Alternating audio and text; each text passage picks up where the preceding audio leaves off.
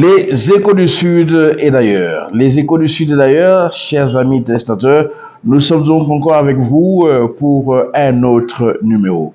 Aujourd'hui, ça sera un peu de cours, hein. Nous allons un peu rentrer à l'école, et bien parce que nous allons parler du réchauffement de la Terre. Le réchauffement de la Terre, évidemment, pourquoi, comment et quelles en sont les conséquences. Eh bien, voilà, c'est aujourd'hui notre sujet du jour. Eh bien, on rentre un peu à l'école, on rentre un peu pour qu'on puisse comprendre, on rentre un peu à l'école pour qu'on puisse comprendre ce qui se passe, au fait, avec notre très chère planète Terre et ce que nous devons faire, nos responsabilités pour que cette planète Terre existe encore dans les siècles à venir pour nos descendants, pour les descendants de nos descendants. Évidemment, vous le savez, évidemment, la planète est en train de se réchauffer et on en parle pour partout. Il y a des réunions internationales, les Nations Unies, la COP. COP 27, COP 28, COP 29 la prochaine. Eh bien, voilà, c'est un peu de cela qu'on va parler aujourd'hui. Eh bien, vous savez, le réchauffement de la Terre est dû à quoi? Évidemment, à la surproduction des gaz toxiques qui détruisent la couche d'ozone. Évidemment, cette couche d'ozone qui justement est cette couche qui nous permet justement, qui permet à l'humanité d'exister. Eh bien, aujourd'hui, nous allons donc parler de cela et nous allons aussi, chers amis téléspectateurs, dire pourquoi est-ce que cette couche d'ozone est détruite et pourquoi est-ce que et par qui est-ce que cela est fait. Évidemment, les gaz toxiques produits par les grandes nations industrielles qui en produisent en grande quantité. Évidemment, c'est ce qu'on appelle les gaz à effet de serre qui détruisent justement cette couche d'ozone. Évidemment, les échos du Sud et d'ailleurs, c'est encore cette émission qui vous revient aujourd'hui, toujours avec notre très cher accompagnateur. Il est partout dans ce que nous faisons. Eh bien, lui, c'est Steve Micha, le dynamique. Les échos du Sud d'ailleurs, évidemment, sur tous les réseaux sociaux, mais aussi avec un grand partenaire, HK6 TV, Pole Position Agency. Nous ne faisons que un. Évidemment, chers amis téléspectateurs, comme je vous le disais dans l'intro, il faudrait donc chercher une solution. Nous et vous ensemble, la planète entière, il faudrait que nous puissions chercher une solution pour que nous arrêtions de détruire donc cette couche d'ozone. Évidemment, comme je l'ai dit, ce sont les grandes nations industrialisées qui sont les grands producteurs de ces gaz toxiques, et évidemment les victimes, évidemment c'est l'Afrique, c'est les pays sud du continent qui connaissent maintenant des bouleversements climatiques, et évidemment tout cela c'est parce que les gaz toxiques, je le disais, la production du carburant, évidemment maintenant il faudrait que nous pensions à aller vers d'autres énergies, les énergies vertes, qu'on arrête de produire le carburant, le pétrole, l'essence. Évidemment, maintenant, il faudrait qu'on aille vers les énergies vertes, vers une production d'électricité qui n'a pas d'effet sur la couche d'ozone. Et c'est ainsi que maintenant, on va vers une électricité verte, on va vers les véhicules électriques. D'ici là, bientôt, les moteurs à combustion que nous avons dans nos véhicules, qui utilisent l'essence, le pétrole et le mazout, eh bien, tout ça, ça va s'arrêter. Les échos du Sud, d'ailleurs, évidemment, Jean-Luc Moukoko est en train de nous suivre parce que lui, il ne rate aucun épisode. Un téléspectateur fidèle parmi les fidèles, parmi vous tous, chers amis des échos du Sud et d'ailleurs. Les échos du Sud et d'ailleurs, votre émission à laquelle nous avons habitué chaque mercredi soir à 22h30 et en rediffusion le vendredi après-midi à 14h30 sur HK6 TV, évidemment comme je l'ai dit, sur tous les réseaux sociaux. Des grandes conférences. Des grandes conférences, ces amis téléspectateurs qui se tiennent justement pour trouver une solution à ce problème de ce changement climatique. Tout ce que nous connaissons, des averses, certains endroits sur la Terre là où il y a des grosses pluies, des averses, des inondations comme ce que nous avons vécu à Dubaï, il y a de cela quelques mois, et partout ailleurs, en Éthiopie, là où il y avait le désert, là il ne pleuvait pas depuis, voilà maintenant qu'il pleut abondamment, et d'ailleurs, le désert du Sahara s'attend encore à des averses, à des pluies abondantes qui risquent encore de créer des inondations. Évidemment, ça c'est le réchauffement de la Terre. Eh bien, chers amis testateurs, comme je le disais, beaucoup de réunions internationales se tiennent sous l'égide des Nations Unies, et on parle beaucoup de la COP. COP. Nous sommes à la COP 28 et bientôt la COP 29 au mois de novembre aussi. Mais la dernière qui s'est tenue, la COP 28, et bien évidemment, c'était celle qui s'est tenue à Dubaï. Justement, un pays, l'Arabie Saoudite, un pays grand producteur des hydrocarbures, grand producteur de carburant et donc grand pollueur. Il faudrait donc que tous se mettent d'accord pour qu'on puisse trouver une solution à ce problème. C'est ainsi que, sous l'égide des Nations Unies, on avait adopté dans un sommet, le sommet de la Terre. Eh bien, c'était à Rio de Janeiro en 1992. Eh bien, il avait été décidé que chaque année, les nations entières sous l'égide des Nations Unies puissent se réunir chaque année, et cela, ça a été fait depuis 1995. Et la première réunion de la COP était justement à Berlin. Comme je l'ai dit, les échos du Sud, et d'ailleurs, aujourd'hui, on est rentré un peu dans l'apprentissage au fait de ce qui se passe, parce que nous nous sommes dit qu'il faudrait que nous protégions notre planète Terre. Nous n'avons que cela. Les échos du Sud, et d'ailleurs, Paul Monga, Quito International, de Spoon. La carte postale est plutôt inhabituelle pour les Émirats arabes unis. Dubaï, du désert au déluge. Des trompes d'eau se sont abattues depuis lundi. 254 mm de pluie en 24 heures, l'équivalent de près de 2 ans de précipitations dans les Émirats. Une manifestation vraisemblable du dérèglement du climat, selon un expert. Les inondations ont transformé les routes en rivières, parfois même en torrents. Les plus courageux ne s'avouent pas vaincus. D'autres se sont rabattus sur de petites embarcations. Point de chute pour les voyageurs, notamment les touristes, l'aéroport international le plus fréquenté au monde. Beaucoup de candidats au départ. Mais la tempête a fortement perturbé le trafic aérien. Nombreux retards ce mercredi encore et nombreux vols détournés à l'arrivée. Atterrir est un exercice des plus périlleux. Dubaï n'est pas seul sous l'eau. Ailleurs dans le Golfe, la tempête et les pluies diluviennes ont également frappé Bahreïn et le sultanat d'Oman. Il y a eu des victimes. Les échos du Sud et d'ailleurs, évidemment, nous sommes encore avec vous, comme je vous l'ai dit. Aujourd'hui, nous parlons de la Terre et nous parlons plus précisément aussi maintenant de COP27. COP27, évidemment, c'était cette réunion de tous les pays du monde sous l'égide des Nations Unies et qui avait réuni évidemment les grands pollueurs et les victimes, les pays qui sont victimes, comme nous par exemple le Congo en Afrique, évidemment victime de la pollution. Je m'excuse, victime donc de la pollution et c'est des accords qui avaient été donc signés le 20 novembre 2022 et qui avaient été parachevés finalement par la COP27. Cet accord était justement le financement et le dédommagement que les pays vulnérables devaient toucher de la part des grands pays pollueurs pour que on puisse trouver une solution à toutes ces perturbations climatiques, ces grandes perturbations climatiques évidemment qui créent la famine, les échos du Sud et d'ailleurs. Évidemment, chers amis testateurs, je vous parlais de la COP27, à laquelle évidemment la RDC, qui est justement un des pays qui pourrait trouver une solution pour la régulation du climat, parce que nous avons la plus grande forêt du monde, et c'est ainsi que nous avons pris part active et dans le gouvernement Samalou Kondé, par l'entremise de son ministère de l'Environnement qui est dirigé dans la domaine de mettre par Madame Eva Bazaïba, eh bien, il y avait tout un programme qui avait été présenté et voilà, suivez donc cet élément. Mais c'est en fait le premier poumon de l'humanité.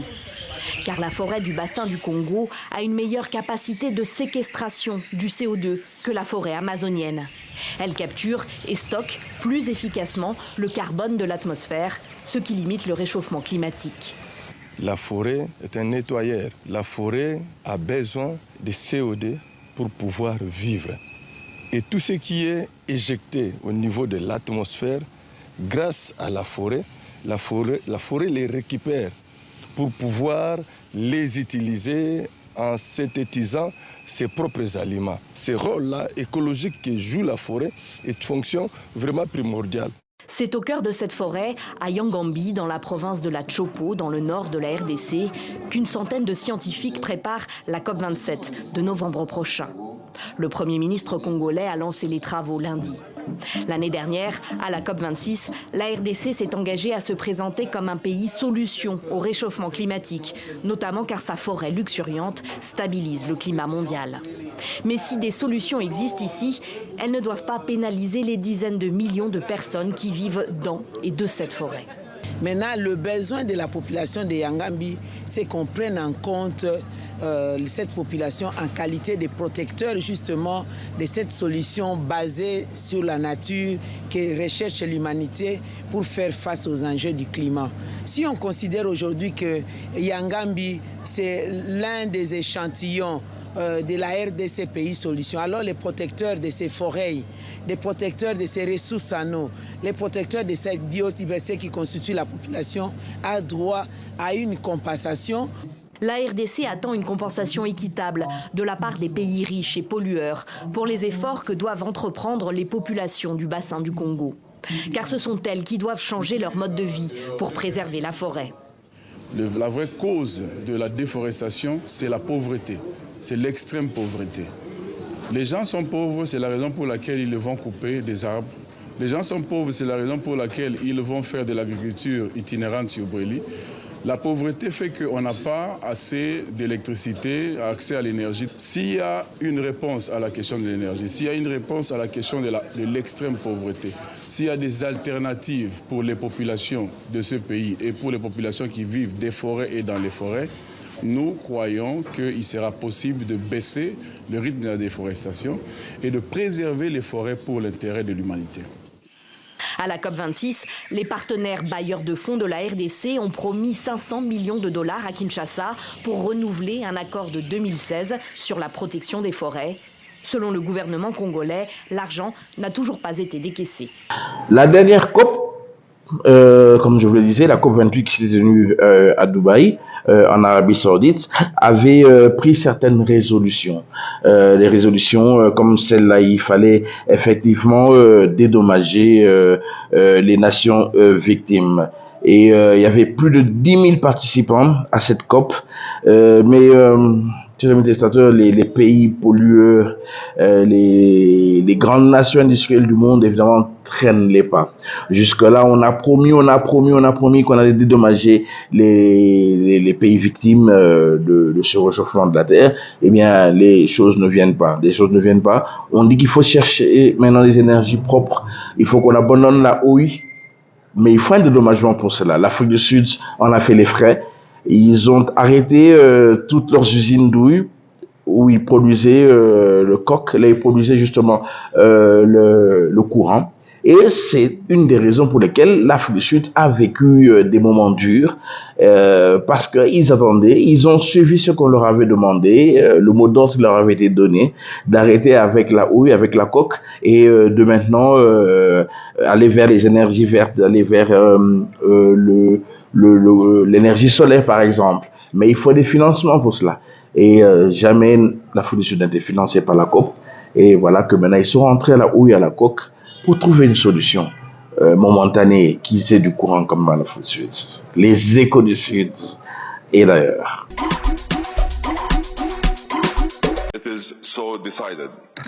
Le monde entier applaudit et se lève pour un accord historique.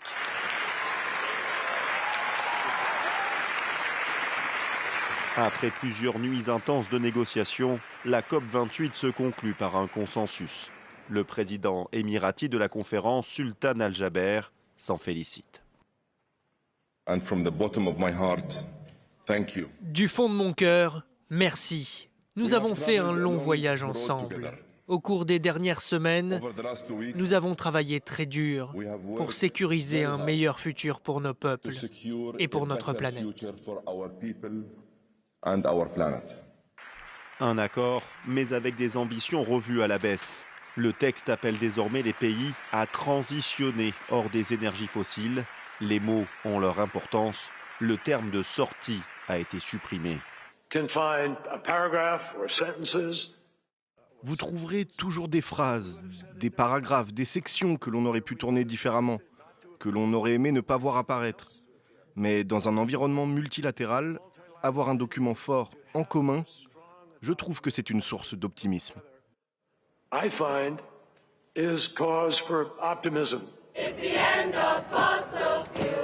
l'extérieur pourtant, quelques minutes plus tôt, ces militants écologistes réclamaient encore la fin des énergies fossiles, dénonçant un accord qui n'est pas à la hauteur des enjeux. Pour d'autres responsables d'ONG, c'est toutefois un nouveau pas dans la bonne direction. D'un côté, c'est un bon signe, un signal que le monde s'attaque enfin aux énergies fossiles. Mais d'un autre côté, le nouveau texte comporte des lacunes considérables qui permettront à l'industrie pétrolière et gazière de poursuivre ses activités. Car ce sont les pays producteurs comme l'Arabie Saoudite ou le Koweït qui ont refusé une sortie totale du pétrole, du gaz et du charbon. Cette décennie est pourtant cruciale pour atteindre la neutralité carbone en 2050 et limiter le réchauffement climatique à 1,5 degré. Le réchauffement de la Terre, évidemment, c'est notre sujet du jour. Eh bien, les grandes conséquences sont vécues, surtout en Afrique. Des perturbations, des poules diluviennes, des sécheresses d'un autre côté. On n'arrive plus à s'y prendre, des inondations, des grosses et grandes inondations avec ce qui s'ensuit.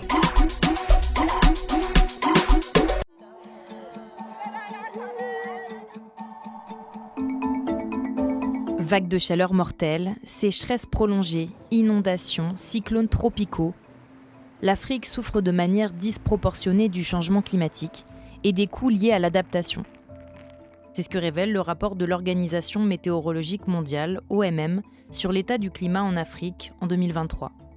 La situation actuelle en Afrique, en fait, c'est une combinaison de deux facteurs. D'abord, le réchauffement climatique, donc, qui est extrêmement intense en termes de température, mais également la variabilité naturelle du climat qui a toujours été très très forte dans la région, avec des successions d'événements de variabilité naturelle qu'on connaît bien comme El Niño, un réchauffement de la température dans le Pacifique Est, dans l'océan, et qui a pour conséquence d'engendrer des inondations dans certains endroits d'Afrique, les sécheresses dans d'autres endroits. Et donc ça a des conséquences importantes sur les animaux, sur l'élevage, sur l'agriculture. Sans mesure adéquate, jusqu'à 118 millions de personnes extrêmement pauvres, c'est-à-dire vivant avec moins de 1,90 $ par jour, seront exposées à la sécheresse, aux inondations et aux chaleurs extrêmes en Afrique d'ici à 2030. Le devenir de l'Afrique en 2030, c'est la poursuite de cette intensification à l'image de 2023. Donc des sécheresses qui vont s'aggraver, des inondations toujours plus intenses, toujours plus fréquentes, des glaciers en Afrique qui risquent de disparaître à l'horizon 2030, et puis le niveau de la mer qui va augmenter. Les régions les plus vulnérables vont être celles qui vont cumuler tous ces facteurs, donc à la fois dépendance forte à la production agricole, faible niveau de préparation, instabilité politique, conflit et pauvreté de la population.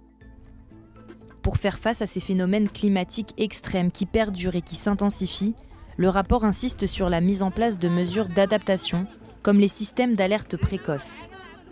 Donc, c'est-à-dire prévenir des populations qu'il va y avoir une inondation, qu'il va y avoir une sécheresse ou une canicule. Donc ça nécessite de disposer de données météorologiques. On est dans une région en Afrique où on a une très très faible densité des données météorologiques. Après, un autre type d'adaptation, c'est l'adaptation transformationnelle. Donc qui est cette fois mieux gérer les villes, faire en sorte que ces villes puissent être mieux adaptées au réchauffement climatique. Et donc tout ça nécessite de réfléchir à des plans d'aménagement des villes sur le long terme.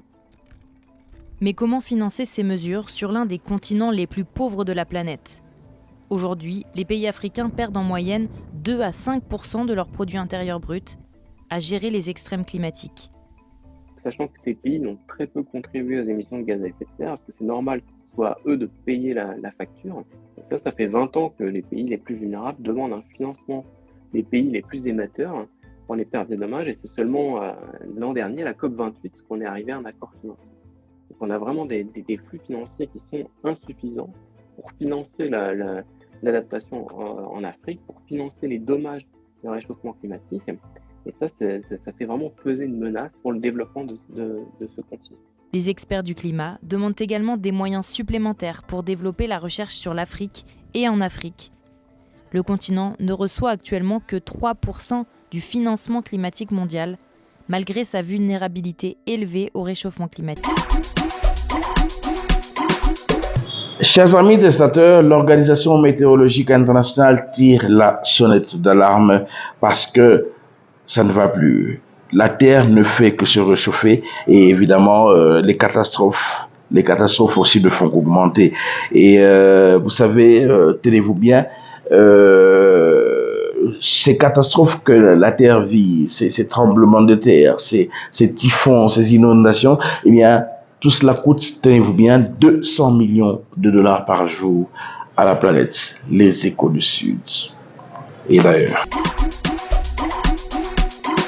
D'une autre part, les engagements pris par les nations, les pays pollueurs, les plus industrialisés, eh bien, ils avaient décidé à la COP27 de créer un fonds pour qu'on puisse dédommager donc les nations victimes, mais ils ne respectent pas leurs engagements, ils traînent les pieds.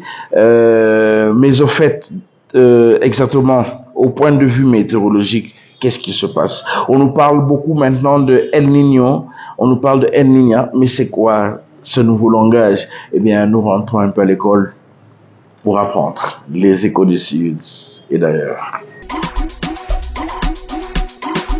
Les Échos du Sud et d'ailleurs, évidemment, le réchauffement de la Terre. Vous apprenez beaucoup aujourd'hui dans notre sujet du jour. Il faudrait vraiment que chacun de nous prenne en soin et fasse ce qu'il peut à son niveau pour qu'il n'y ait plus ces perturbations. Évidemment, les Échos du Sud d'ailleurs fait sa part de son côté, évidemment grâce à un partenaire. Nous vous informons grâce à un partenaire. Eh bien, lui, c'est MacNor Design. MacNor Design, comme vous l'entendez, design. Ils sont dans le design. C'est une start-up des jeunes qui ont mis la main à la pâte et que vous allez découvrir très bientôt, que vous allez voir. Ils vont se présenter. Pour le moment, ils sont encore dans le noir. Les Échos du Sud et d'ailleurs. Il s'agit d'une anomalie de la température de surface de l'océan dans le Pacifique.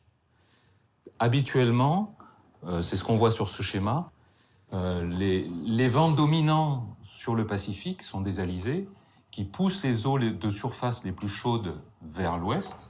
Et puis la situation El Niño, où on voit que les zones en rouge se sont décalées vers le centre et l'est du Pacifique.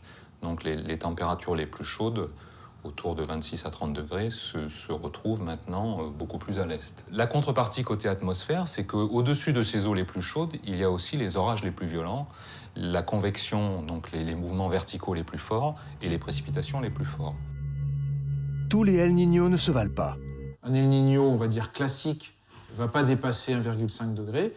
Celui de 1987-98 est arrivé à 2,3, 2,5 degrés, suivant la région qu'on prend.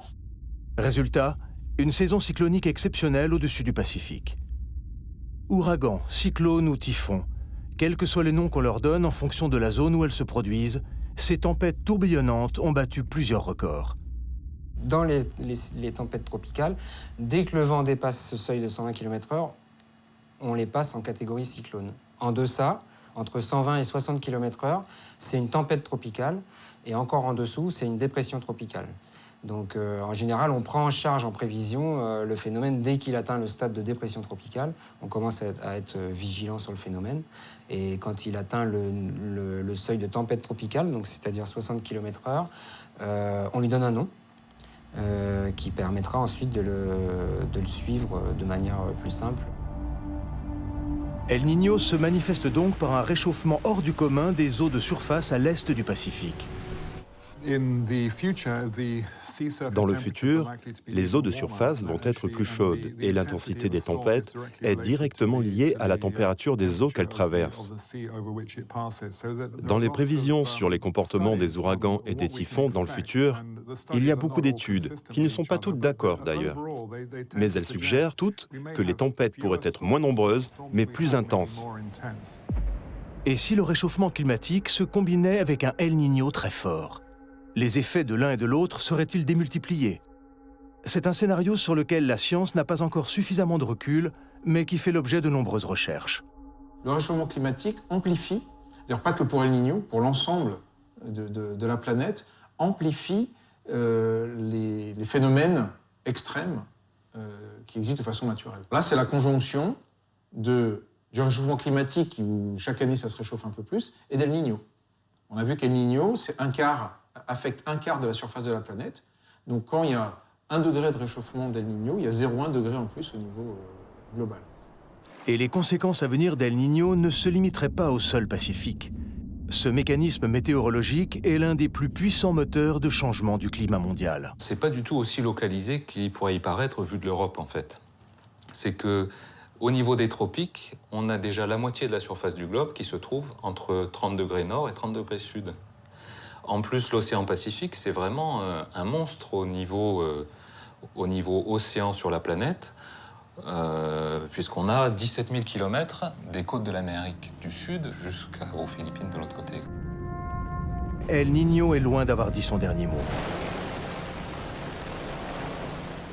La prochaine COP, la COP 29 va se tenir le 22 novembre en Azerbaïdjan, à Bakou, capitale de l'Azerbaïdjan, et les préparatifs vont monter. La terre entière va se rencontrer une fois de plus pour trouver des solutions, et nous espérons que cette fois-ci, ce fameux fonds de dédommagement des nations victimes va effectivement tourner, que les nations occidentales, les grandes économies du monde vont mettre la main à la pâte et que les promesses seront respectées. Évidemment, entre-temps aussi, cherchons plus à utiliser l'énergie verte, l'énergie solaire, comme le fait déjà Martin Martino. Nous avons parlé de ce jeune Congolais qui, lui, est dans ce domaine. Évidemment, le mining, les engins et tout, mais surtout maintenant, il investit dans l'énergie verte.